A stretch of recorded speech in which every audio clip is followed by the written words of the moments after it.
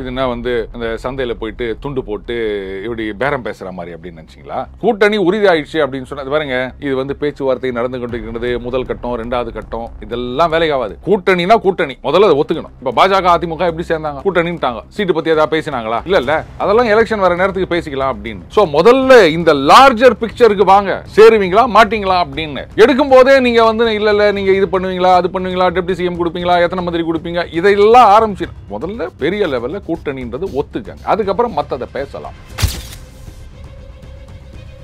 சம்பந்தம் பேசுறதுக்கு முன்னாடி கை நினைக்க கூடாதுன்னு சொல்லுவாங்க. அந்த மாதிரி நீங்களே ஒரு பில்டப் கொடுத்துருக்கீங்க. அப்ப அவங்க என்ன நினைப்பாங்க? இல்ல வெளியில தெரியாமல் கை நனைத்து விட்டார்களா அப்படிங்கிற ஒரு கேள்வி. அப்ப அறிவிச்சிட்டு போங்க கூட்டணி வந்துருச்சுன்னு இப்ப சொல்றீங்களா? நீங்க தான் சொன்னீங்க குதூகலமாகி விட்டார்கள் அப்படின்னு. அது கூட நான் கூட எடப்பாடி பழனிசாமி சொன்னோன்னா தொண்டர்கள் பெரிய அளவுல ஆரவாரம் போட்டாங்க. அப்போ இதுல இருந்து என்ன தெரியுது? அந்த கட்சி இந்த பக்கம் வரலன்னு சொன்னா இவங்களுக்கு சான்ஸ் இல்ல அப்படின்ற மாதிரி ஆயிடுச்சு. ஆஹா வந்துட்டாரியா ஒரு தலைவர்.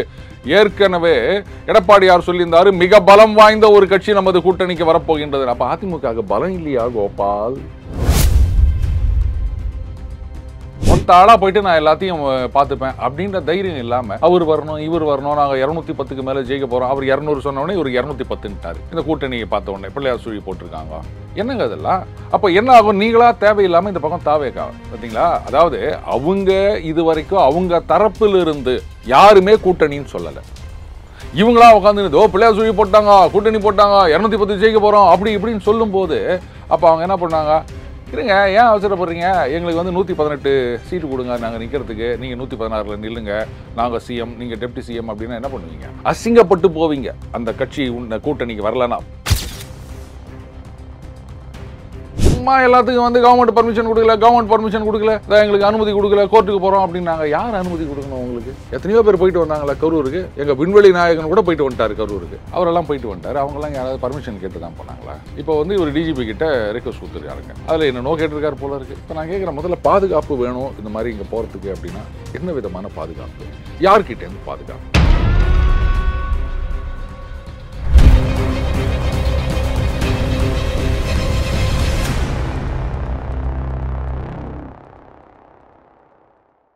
ரியல் ஒன் நண்பர்கள் உறவுகள் அனைவருக்கும் வணக்கம். இன்று நம்மோடு இருப்பவர் டெய்லி பஞ்ச் அருண் அவர்கள். வணக்கம் சார். வணக்கம் சிவா. இப்போ எடப்பாடி பழனிசாமி அவர்கள் பிரச்சாரம் நாமக்கல் மாவட்டம் குமாரபாளையத்துல பிரச்சாரத்துல ஈடுபடும் போது முக்கியமான தகவலை ஷேர் பண்ணியிருக்காங்க. அதிமுக தொண்டர்களுக்கு பெரிய உற்சாகம் அப்படின்னு கூட எடுத்துக்கலாம். அப்படியா? ஆமா, ஏன்னா அதிமுக தொண்டர்களை பொறுத்த வரைக்கும் பெரிய அளவுல குதூகலத்துல ஆரவாரத்துல ஈடுபட்டாங்க. இந்த தகவலை எடப்பாடி பழனிசாமி அவர்கள் தெரிவிச்ச உடனே என்னாச்சு? தேர்தலில் போட்டியிட போறது அப்படின்னு ஏதாவது சொன்னாரா? அதை விட முக்கியமான ஒரு தகவல் என்ன அப்படின்னா வந்து பாத்தீங்கன்னா, அங்க பாருங்க கொடி பறக்குது. ரஜினி படம் பாரதிராஜா டைரக்ஷனு. இல்ல பிரச்சார கூட்டத்துல மக்கள் மத்தியில கொடி பறந்திருக்கு. மக்கள் மத்தியில கொடி பறந்திருக்கா? எப்படி காத்துல பறந்து போயிடுச்சா? கையில ஏந்தி கொடியோட தொண்டர்கள், கட்சி தொண்டர்கள் கையில கொடியோட தாங்க வருவாங்க. என்னங்க கிண்டல் பண்ணீங்க நீங்க? கட்சிக்கு வரவங்க வந்து அதை துண்டு போட்டிருப்பாங்க, கொடி பிடிச்சிருப்பாங்க. அது கொடி இந்த பக்கம் திருப்பினா தடி அப்படின்ற டயலாக் எல்லாம் ரொம்ப ஃபேமஸ். கட்சி கூட்டத்துல தொண்டர்கள் கொடி எடுத்துன்னு வந்தது என்னவோ பெரிய விஷயமா சொல்றீங்க நீங்க. இதுல ஹைலைட் என்னன்னா, அதிமுக கொடி பறந்திருக்கிறது, கூட்டணியில் இருக்கக்கூடிய பாஜக கொடி பறந்திருக்கிறது. ஆமா, அதை தாண்டி இன்னொரு கட்சியுடைய கொடியும் அங்கு பறந்திருக்கு. அது என்ன கட்சிங்க? அமமுகவா? அமமுக கிடையாது, தாவேக்காவுடைய கொடி பறந்திருக்கு. விஜய் அவர்களுடைய தாவேக்கா கொடி பறந்திருக்கு. உடனே எடப்பாடி பழனிசாமி அவர்களை பொறுத்த வரைக்கும் ஐயோ இருங்க அப்ப அதிமுகவில் இருக்க தொண்டர்கள் வந்து தாவேக்கா பக்கம் போயிட்டாங்க அப்படின்னு தோணுதா? அந்த கட்சி கொடி பிடிச்சின்னு வந்துக்கிறாங்க. இல்ல, தாவேக்கா காரங்க அந்த கூட்டத்துல கலந்துகிட்டு இருக்காங்க அப்படின்னு எடப்பாடி பழனிசாமி அவர்கள் சொல்றாங்க. அப்ப தலைவர்களுக்கு முன்னாடி தொண்டர்கள் உஷாராயிட்டாங்க. கூட்டணி வந்து இவங்களே முடிவு பண்ணிடுறாங்க. இல்ல, தலைவரும் அங்க உறுதிப்படுத்தி இருக்காரு. எடப்பாடி பழனிசாமி அவர்களும் அங்க உறுதிப்படுத்தி இருக்காங்க. இவங்க தானே படுத்தி நிக்கிறாங்க. அங்க அவர் ஒண்ணுமே படுத்த காணாம உறுதி. பிள்ளையார் சொல்லி போட்டாச்சு அப்படின்னு சொல்லி வெளிப்படையாகவே எடப்பாடி பழனிசாமி தெரியும். தப்பு. இது வந்து மதச்சார்பற்ற தன்மைக்கு எதிரானது. இது விஜய் ஒத்துப்பாரான்னு எனக்கு தெரியல. ஏன்னா அவங்க வந்து மதச்சார்பற்ற கட்சி இல்ல. அப்படி இருந்துச்சா நீங்க பிள்ளையார் சுழி போட்டது அப்படின்னு ஒரு சமயம் சார்பாக பேசுவது தப்பு இல்லையா சிவா? ஏன் ஆரம்பத்திலேயே இப்படி வந்து சொதப்பறாருன்னு தெரியல. எதுக்கும் அவர்கிட்ட கொஞ்சம் கன்சல்ட் பண்ணிக்கணும். சொல்லுங்க. அப்புறம் நிஜமா அங்கு பிள்ளையார் சொல்லி போடப்பட்டிருக்கா? நீங்க எப்படி பாக்குறீங்க?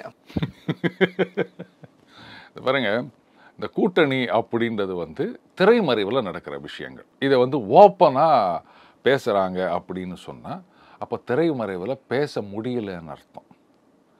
நான் பழமொழி மட்டும் இல்லை, உதாரணம் சொன்னாலும் அனுபவிக்கணும், ஆராயக்கூடாது. காலேஜ் படிக்கும்போது இது நிறைய பேர் எக்ஸ்பீரியன்ஸ் பண்ணியிருப்பீங்க. 2 பேர் வந்து நிஜமாவே லவ் பண்றாங்க அப்படின்னு சொன்னா வெளில சொல்ல மாட்டாங்க. ஆனால் இப்போ நீங்களே வச்சுக்கோங்களேன், லவ் பண்ணுறீங்க, ஒரு தலியாக லவ் பண்ணுறீங்க, ஒன்றும் ப்ரப்போஸ் பண்ணல, பண்ணணும்னு நினைக்கிறீங்க. அப்போ என்ன பண்ணுவீங்க? போகிறவர்கள்லாம் வச்சு அது ஏன் ஆள் இப்படியே சொல்லிட்டு இருப்பீங்க. இது மாதிரி எத்தனை பேரை சொன்னீங்க? சரி, ஏதோ சொல்லியிருப்பீங்க, ஒத்துரியாது. இப்போ இந்த வித்தியாசம் புரியுதா உங்களுக்கு? இல்ல, அது ஒரு காதல் சம்பந்தப்பட்ட விஷயம். அதைத்தான் நான் சொல்றேன். இது அரசியல் கூட்டணி உறுதியாகி விட்டது அப்படின்னு சொன்னா அதை இந்த மாதிரி தோ இங்க கொடி பறகுது, இவங்க கட்சி தொண்டர்கள் கொடியேத்துன்னு வந்துக்கிறாங்க, பிள்ளையார் சுழி போட்டாங்க அப்படின்னு சொல்ல வேண்டிய அவசியம் கிடையாது. உறுதிப்படுத்தப்படவில்லை அப்படின்னும் போதுதான் இப்படியா ஒரு நெரேட்டிவ் செட் பண்றது. அதை ஒரு கட்சியின் தலைவர், பொதுச் செயலாளர் அவரே இந்த மாதிரி பண்றதுன்றதை என்னால ஏத்துக்க முடியல. இல்ல, இதுல உருவாகக்கூடிய கேள்வியே அதான். கட்சியில இருக்கக்கூடிய கீழ்மட்டத்தில் இருக்கக்கூடிய தலைவர்கள் சொல்றாங்க, அதாவது 2ஆம் கட்டம் 3ஆம் கட்ட தலைவர்கள் சொல்றாங்க, இல்ல நிர்வாகிகள் சொல்றாங்க அப்படின்னா திரைமறைவுல கூட்டணி உறுதிப்படுத்தப்படல, ஏதோ ஒரு பேச்சுவார்த்தை நடக்கலாம் அப்படிங்கிற நிலையில எடுத்துக்கலாம். ஆனால் அதிமுகவுடைய தலைமை பொதுச் செயலாளர் எடப்பாடி பழனிசாமி அவர்களே தெரிவிக்கிறாங்க அப்படின்னா இப்ப திரைமறைவுல ஏதோ ஒரு நகர்வுகள் இம்ப்ரூவ்மெண்ட்ல சென்றுகிட்டு இருக்கு அப்படின்னு தானே பார்க்க முடிகிறது. எப்படி இதுனா அந்த சந்தையில் போயிட்டு துண்டு போட்டு இப்படி பேரம் பேசுகிற மாதிரி அப்படின்னு நினச்சிங்களா? கூட்டணி உறுதி ஆயிடுச்சு அப்படின்னு சொன்னது பாருங்க. இது பேச்சுவார்த்தை நடந்து கொண்டிருக்கிறது. முதல் கட்டம், 2வது கட்டம், இதெல்லாம் வேலைக்காகாது. கூட்டணினா கூட்டணி, முதல்ல அதை ஒத்துக்கணும். இப்போ பாஜக அதிமுக எப்படி சேர்ந்தாங்க? கூட்டணின்ட்டாங்க. சீட்டு பற்றி ஏதாவது பேசினாங்களா? இல்லை, அதெல்லாம் எலெக்ஷன் வர நேரத்துக்கு பேசிக்கலாம் அப்படின்னு. ஸோ முதல்ல இந்த லார்ஜர் பிக்சருக்கு வாங்க, சேருவீங்களா மாட்டீங்களா அப்படின்னு எடுக்கும் போதே நீங்க இல்ல நீங்க இது பண்ணுவீங்களா, அது பண்ணுவீங்களா, டெப்டி சிஎம் கொடுப்பீங்களா, எத்தனை மந்திரி கொடுப்பீங்க, இதெல்லாம் ஆரம்பிச்சு முதல்ல பெரிய லெவல்ல கூட்டணின்றது ஒத்துக்கங்க. அதுக்கப்புறம் மற்றதை பேசலாம். அதை முடிவு பண்ண பிறகுதான் நீங்க வெளில சொல்லணும். சம்பந்தம் பேசுறதுக்கு முன்னாடி கை நினைக்க கூடாதுன்னு சொல்லுவாங்க. அந்த மாதிரி நீங்களே ஒரு பில்டப் கொடுத்துருக்கீங்க. அப்ப அவங்க என்ன நினைப்பாங்க? இல்ல, வெளியில தெரியாமல் கை நினைத்து விட்டார்களா அப்படிங்கிற ஒரு கேள்வி. அப்ப அறிவிச்சிட்டு போங்க, கூட்டணி வந்துருச்சுன்னு இப்ப சொல்றீங்களா? நீங்க தான் சொன்னீங்க குதூகலமாகி விட்டார்கள் அப்படின்னு. அது கூட நான் கூட எடப்பாடி பழனிசாமி சொன்னோன்னா தொண்டர்கள் பெரிய அளவுல ஆரவாரம் போட்டாங்க. அப்போ இதுல இருந்து என்ன தெரியுது? அந்த கட்சி இந்த பக்கம் வரலன்னு சொன்னா இவங்களுக்கு சான்ஸ் இல்ல அப்படின்ற மாதிரி ஆயிடுச்சு. ஆஹா, வந்துட்டாரியா ஒரு தலைவர். ஏற்கனவே எடப்பாடியார் சொல்லியிருந்தாரு, மிக பலம் வாய்ந்த ஒரு கட்சி நமது கூட்டணிக்கு வரப்போகின்றது. அப்ப அதிமுக பலம் இல்லையா கோபால்? என்னங்க இதெல்லாம் பேச்சு? இல்ல, அதிமுக பலத்தோடு தான் இருக்கிறது. அதே நேரத்தில் இன்னும் பலத்தை அதிகப்படுத்தலாம். அதனால இன்னும் அலைன்ஸை வெயிட்டா, அதாவது பாத்தீங்கன்னா ஒரு 150 தொகுதி ஜெயிக்கக்கூடிய நிலையில நம்ம இப்போ இருக்கோம். ஒரு 200 220 அப்படின்னு இன்க்ரீஸ் பண்ணலாம்ல சார்? 118 ஜெயிச்சாலே போதும் சிவா, அதுக்கு மேல ஒண்ணு கூட தேவையில்லை. இல்ல, ஸ்டாலின் அவர்கள் கூட 200க்கு மேல ஜெயிக்கணும் அப்படின்னு டார்கெட் வச்சிருக்காங்க. போட்டாங்க அவங்க 200 கூட ஜெயிக்கட்டும், நான் 118 ஜெயிச்சிட்டோம்னா அது போதும். அதை ஒத்துக்கிறீங்களா? ஒரு தனி மெஜாரிட்டியோட ஒரு ஃபார்ம் பண்ணுவோம், ஒரு வரலாறு. அவ்வளவுதான். 118 நாங்க ஜெயிச்சுட்டு வரோம். ஒத்த ஆளா போயிட்டு நான் எல்லாத்தையும் பார்த்துப்பேன் அப்படின்ற தைரியம் இல்லாம அவர் வரணும் இவர் வரணும், நாங்க 210க்கு மேல ஜெயிக்க போறோம், அவர் 200 சொன்ன உடனே இவர் 210ன்ட்டாரு. இந்த கூட்டணியை பார்த்த உடனே பிள்ளையார் சுழி போட்டிருக்காங்க. என்னங்க அதெல்லாம்? அப்போ என்ன ஆகும்? நீங்களா தேவையில்லாமல் இந்த பக்கம் தாவேக்கா பார்த்தீங்களா? அதாவது அவங்க இது வரைக்கும் அவங்க தரப்பிலிருந்து யாருமே கூட்டணின்னு சொல்லலை. இவங்களா உட்காந்து பிள்ளையார் சுழி போட்டாங்க, கூட்டணி போட்டாங்க, 210 ஜெயிக்க போகிறோம் அப்படி இப்படின்னு சொல்லும்போது அப்போ அவங்க என்ன பண்ணாங்க? இருங்க, ஏன் அவசரப்படுறீங்க? எங்களுக்கு 118 சீட்டு கொடுங்க, நாங்கள் நிற்கிறதுக்கு. நீங்கள் 116 நில்லுங்க, நாங்கள் சிஎம், நீங்கள் டெப்டி சிஎம் அப்படின்னா என்ன பண்ணுவீங்க? அசிங்கப்பட்டு போவீங்க அந்த கட்சி கூட்டணிக்கு வரலன்னா. புரியுதுங்களா? நீங்களா உக்காந்தீங்கன்னு எல்லாத்தையும் பேசி முடிச்சுட்டு, அதாவது நிச்சயதார்த்தம் வரைக்கும் அதை வெளில சொல்ல மாட்டாங்க நம்ம ஊரில். புரியுதுங்களா? என்ன ஒன்றா நடக்கலாம் அப்படின்னு. இதில் பொண்ணுக்கு பிள்ளைய பிடிக்காம போகலாம், பிள்ளைக்கு பொண்ணு பிடிக்காம போகலாம். எதுக்கு வம்புன்னு சொல்லிட்டு நிச்சயதார்த்தம் போது தான், அதுக்கு முன்னாடி தான் எல்லாருக்கும் பத்திரிகை கொடுப்பாங்க. அந்த மாதிரி நீங்கள் பேசி முடிவு பண்ணுறதுக்கு முன்னாடியே இந்த மாதிரி சொன்னீங்கன்னா நாளைக்கு அவங்க பக்கம் அந்த வெயிட் ஏறிடும், அவங்க அந்த டிமாண்ட் அதிகமாக இருக்கும், அவங்களால ஒன்றும் பண்ண முடியாது. அண்டு நாளைக்கு இந்த கூட்டணி வரல அப்படின்னு சொன்னால் அப்போ பார்க்குற மக்கள் என்ன நினைப்பாங்க? பார்த்தீங்களா, அந்த கட்சி வருதுன்னு சொன்ன உடனே தான் எல்லாம் அப்படியே குதூகலம் ஆயிட்டாங்க. இப்போ வரலன்ன உடனே முடிஞ்சு போச்சு, அவ்வளோதான் இவங்க அப்படின்ட்டு ஆட்டோமேட்டிக்காக தாவேகா வெர்சஸ் திமுகன்ற மாதிரி தான் நரேட்டிவ் வரும். ஏங்க நீங்களா இந்த மாதிரிலாம் விளையாடின்னு இருக்கிறீங்க? அப்போ என்ன காரணத்துக்காக அப்போ எடப்பாடி பழனிசாமி அவர்கள் இதை சொல்றாங்க? அதாவது அரசியல் களம் புரியாமல் பேசுகிறாரா, அல்லது என்ன வியூகம்? எடப்பாடி பழனிசாமியோட வியூகம் என்ன? டெஸ்பரேஷன். எப்படியாவது தாவேகா இந்த பக்கம் வந்தானோ அப்படின்ற ஒரு கட்டாயத்தில் அவர் இருக்கா மாதிரி தெரியுது. அதனால தான் இந்த மாதிரிலாம் பேசிட்டு இருக்காங்க. இப்போ திமுக மூலமாக தாவேகாக்கு நெருக்கடிகள் பல இருக்கிறதுனால தாவேகா இந்த பக்கம் வந்துருவாங்க அப்படின்னு நம்பிக்கை எடப்பாடி பழனிசாமிக்கு. அந்த நம்பிக்கை தான் வெளில பேச வேண்டிய அவசியமே கிடையாது. எப்படி இருந்தாலும் அவங்க நெருக்க போறாங்க, இவங்களுக்கு வேற வழி கிடையாது. இப்பவே தாவேகா தொண்டர்கள்லாம் உண்மையிலே அவங்க தாவேகா தொண்டர்களா இருந்து அதிமுக கூட்டத்தில் வந்தாங்க அப்படின்னா ஒரு சம்பவம் நடந்த உடனேயே ஐயோ வேற வழி கிடையாது, நம்ம கட்சியால நம்மளை காப்பாற்ற முடியாது, ஒரு எஸ்டாப்ளிஷ்டு பொலிட்டிக்கல் பார்ட்டி இருந்தாதான் நம்ம சர்வைவ் ஆக முடியும் அப்படின்ற ஒரு நினைப்புல இந்த பக்கம் வந்திருக்காங்கன்னும் போது அப்ப அந்த கட்சியுடைய கட்டமைப்பு எப்படி இருக்கு அப்படின்றது நமக்கு புரியுது இல்லையா? அப்படி இருக்குச்சே இவங்களா வந்து சரி நெருக்கடி கொடுக்குறாங்க அப்படின்னா ரைட்டு, நெருக்கடி கொடுத்தா அவங்களா வந்து கேட்கட்டும், நீங்களா ஏன் போய் அவங்க மேல உழுந்து போறான்றீங்க? தேவையில்லாம அவங்கள நீங்க தூக்கி வச்சுட்டு கடைசியில அசிங்கப்பட போறாங்க. அதுதான் நடக்க போகுது. இப்போ தமிழக பாஜக தலைவர் நயினா நாகேந்திரன் அவர்கள் தமிழகம் தலை நிமிர தமிழனின் பயணம் துவங்க இருக்காங்க. தமிழகம் தலை நிமிர்வதற்கு தமிழனின் பயணம். அப்ப நம்மளாம் யாரு? அந்த கேள்வி எனக்கும் உருவாயிச்சு. கரெக்ட். இல்ல அதுல ஒரு வித்தியாசம் பார்க்கணும். அவர் வந்து புரட்சி தமிழர். யாரு புரட்சி தமிழர்? அன்புமணி ராமதாஸ் அவர்கள் பயணம் போயிட்டு இருக்காங்க. சொல்ல போனா அதெல்லாம் நம்ம அண்ணன் சீமான் கிட்ட சர்டிஃபிகேட் வாங்கிட்டு வரணும். இவர் பச்சை தமிழரா, உண்மை தமிழரா, பிறவை தமிழரா அப்படின்னு அவர் தான் சர்டிஃபிகேட் கொடுப்பாரு. நம்ம அந்த விஏஓ தாசில்தார் மாதிரி அரசியலுக்கு அண்ணன் சீமான் அவர்கிட்ட வாங்கிட்டு வரணும். சரி ரைட்டு, எடப்பாடியார் அவர்கள் போகும்போது இவர் மட்டும் போகக்கூடாதா? இவரும் ஒரு பக்கம் போட்டோம். அதுக்கப்புறம் அண்ணன் அன்புமணி ராமதாஸ் அவர்கள்ட்ட போட்டோம். அப்பா விஜய் அவர்கள் ஏதோ பயணம் போறாருன்னு சொல்லியிருந்தாங்க, சுற்றுப்பயணம் போறாரு, தோ வருதுன்னு சொன்னாங்க. இல்ல அதுக்கு தான் அந்த கரூர் சம்பவத்துக்கு பிறகு அனுமதியே கொடுக்கப்படலை. யார் கொடுக்கல? காவல்துறை அனுமதி கொடுக்காதனால 2 வார காலம் தள்ளி வைக்கப்பட்டிருப்பதாக ஏற்கனவே தாவேகா அனௌன்ஸ் பண்ணாங்க. இல்ல காவல்துறை அனுமதிக்கு முன்னாடியே அவங்க வந்து அதை தள்ளி வச்சிருக்கோம் அப்படின்னு சொல்லிட்டாங்க. இப்போ நான் கேட்குறேன், எடப்பாடியார் நீங்க தான் சொன்னீங்க அந்த நாமக்கல் குமாரபாளையம் அதெல்லாம் சொன்னீங்க, அதுக்கெல்லாம் எப்படி கொடுக்குறாங்க? இல்ல இப்போ நயினா நாகேந்திரன் அவர்களுக்கும் ஒரு 15க்கு மேற்பட்ட நிபந்தனைகளோடு இப்போ கொடுத்துருக்காங்கல்ல. அப்ப அதே மாதிரி அந்த நிபந்தனைகளோட நீங்களும் வாங்க வேண்டியதானே? இல்ல வந்து தாவேகாக்கு அனுமதி கொடுக்க கூடாதுன்னு கோர்ட்ல ஏதாவது டைரக்ஷன் கொடுத்துருக்காங்களா? இல்ல. அப்புறம் அந்த நிபந்தனைகளை ஒத்துக்கின்னு நாங்கள் இதெல்லாம் வந்து ஃபாலோ பண்றோம் அப்படின்னு சொல்லிட்டு நீங்களும் வந்து லெட்டர் கொடுங்க. கொடுத்து அவங்க பர்மிஷன் கொடுக்கலன்னு அப்போ சொல்லுங்க. சும்மா எல்லாத்துக்கும் வந்து கவர்மெண்ட் பர்மிஷன் கொடுக்கல, அதான் எங்களுக்கு அனுமதி கொடுக்கல, கோர்ட்டுக்கு போறோம் அப்படின்னாங்க. யார் அனுமதி கொடுக்கணும் உங்களுக்கு? எத்தனையோ பேர் போயிட்டு வந்தாங்களா கரூருக்கு? எங்க விண்வெளி நாயகன் கூட போயிட்டு வந்துட்டாரு கரூருக்கு. விண்வெளி நாயகனா?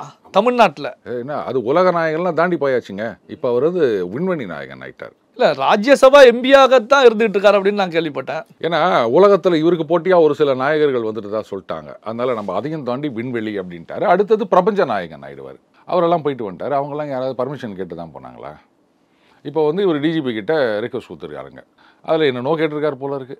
இப்போ நான் கேட்குறேன், முதல்ல பாதுகாப்பு வேணும் இந்த மாதிரி இங்கே போகிறதுக்கு அப்படின்னா என்ன விதமான பாதுகாப்பு, யார்கிட்டேருந்து பாதுகாப்பு? எனக்கு இதை கொஞ்சம் சொல்லுங்களேன் சிவா, எனக்கு புரியல சுத்தமா. இப்போ தாவேகா சைட்ல இருந்து பாதுகாப்பு கேட்டிருக்காங்க அப்படின்னு சொல்றீங்களா? அப்படிதான் செய்திகள்லாம் வந்திருக்கு. இல்ல தாவேகா சைட்ல இருந்து பாதுகாப்பு கேட்கறாங்க அப்படின்னா ஏற்கனவே இந்த கரூர் ஒரு இன்சிடென்ட் நடந்திருக்கு. அப்போ விஜய் அவர்கள் சென்றா பெரும் கூட்டம் கூடும், அப்போ அதற்கு பாதுகாப்பு கொடுக்க சொல்லி கேட்கறாங்க.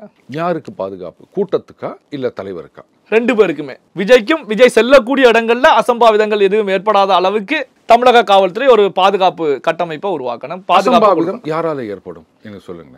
யாரால ஏற்படும் அப்படிங்கிறத தாண்டி இயற்கையாக கூட ஒரு சில இப்போ நெருக்கடி மக்கள் அதிகமாக கூடக்கூடிய இடங்கள், ஸோ அங்கே வந்து ஏதாவது வன்முறைகள் வெடிப்பதற்கு, ஏற்கனவே கரூரில் நடந்த சம்பவம் போல மீண்டும் நடைபெறுவதற்கு. பனையூருக்கு போனார்ல, அங்கே போய் மக்களை சந்திச்சார்ல, ஏதாவது சம்பவம் நடந்ததா?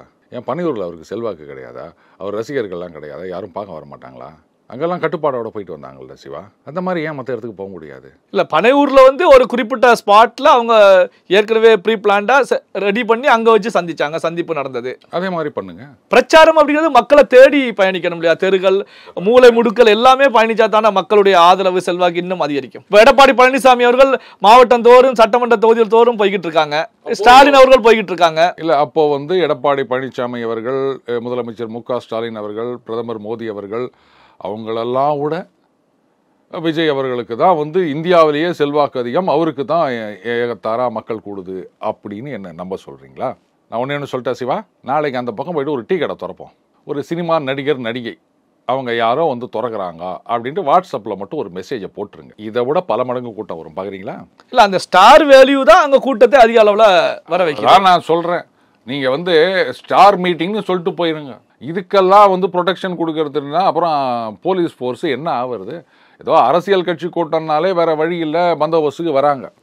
இன்னும் சினிமா நடிகர்கள்லாம் இந்த மாதிரி ஊர்வலம் வந்தீங்கன்னா ஒவ்வொரு சினிமா நடிகருக்கும் இந்த மாதிரி வந்து பந்தோபஸ்து கொடுக்கணும் அப்படின்னு சொன்னால் அப்புறம் நாட்டில் க்ரைமை சால்வ் பண்றதுக்கு போலீஸ்க்கு ஆளே இருக்காது சிவா. இல்ல சினிமா நடிகராக இருக்கக்கூடிய விஜய் அவர்கள் இப்போ ஒரு பொலிட்டீஷியனாகவும் ஒரு கட்சியுடைய தலைவராகவும் இருந்துட்டு இருக்காங்க. ஆனா இன்னும் உங்களை வந்து ஒரு சினிமா நடிகராக தான் பார்க்குறாங்க. 4 வயசு குழந்தை 5 வயசு குழந்தைலாம் வந்து எப்படி உங்கள் கொள்கையை ஏற்றுக்குன்னு தான் அங்கே வந்து உங்களுக்காக பார்த்துன்னுக்குறாங்களா? 1.5 வயசு குழந்தையெல்லாம் கொண்டு வராங்க. இதெல்லாம் எப்படி கொள்கைக்காக வராங்களா?